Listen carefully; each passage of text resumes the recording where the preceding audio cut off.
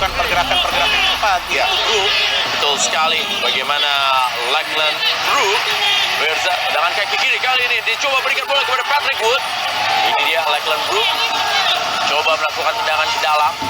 Sementara bersiap-siap juga di belakangnya ada Luke Duzel.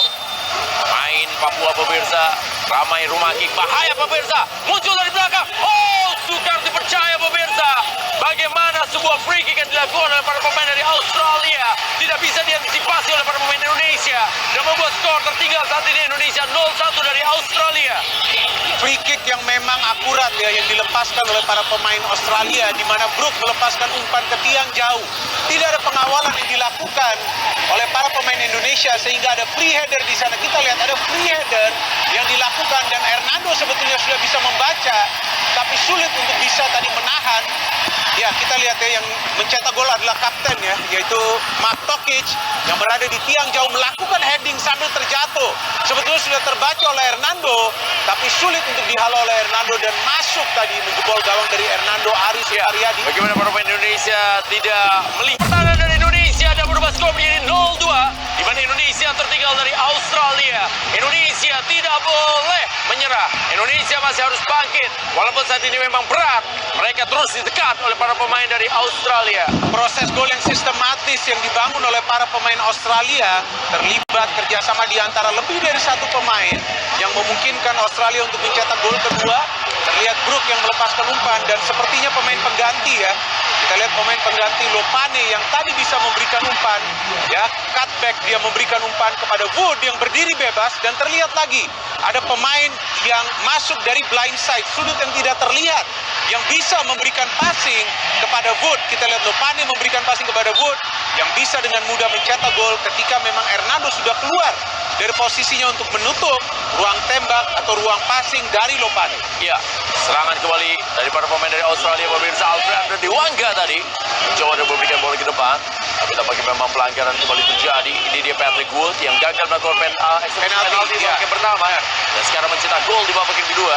Oh, kali ini lepas dari perangkat tapi sulit untuk dihalau oleh Hernando dan masuk tadi menjebol gawang dari Hernando Aris Aryadi. Bagaimana para pemain Indonesia tidak melihat ada pergerakan tanpa bola yang dilakukan tadi oleh Mark Tokic, di mana semuanya hanya terpaku dengan bola ya, sehingga akhirnya lepas dan dengan sangat bebas tadi Mark berhasil melakukan heading dan masuk ke dalam gawang dari Hernando Aris Aryadi. Pertandingan masih panjang. Betul. Indonesia tentunya masih punya kesempatan pemirsa, tidak boleh tentunya untuk patah. Dan bola kali ini masih dikuasai lagi. Dakan lagi bola pemirsa. Oh, mencoba kali ini kepada gerakan dari Jacob Italiano. Dan sekarang berada di kotak penalti pemirsa. Diamankan kembali bola oleh penjaga gawang Hernando Aris Aryadi. Ya, sebelumnya Hernando melakukan save dari Fabian Monge tampaknya. Ya, kita lihat tadi shooting yang cukup keras yang bisa dihalau, hampir saja terjadi situasi rebound yang bisa dimanfaatkan bola. Para pemain dari Indonesia, oh masuk kali ini. Kita lihat bagaimana peluang yang dimiliki dan oh sukar dipercaya pemirsa. Gol!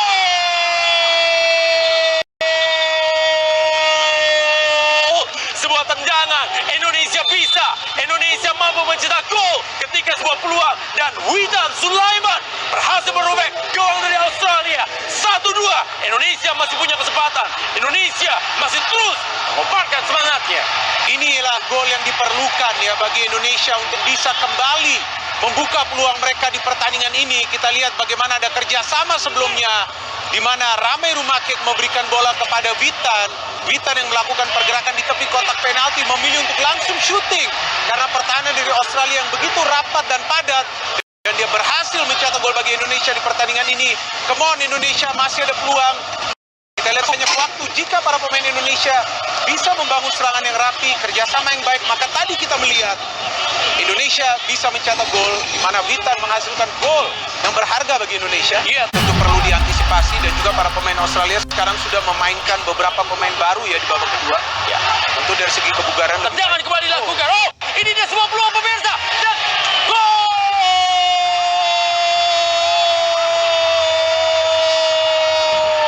Taufik Hidayat, pemain dari Persija Jakarta, kembali menghidupkan harapan, kembali menghidupkan asa bagi Indonesia.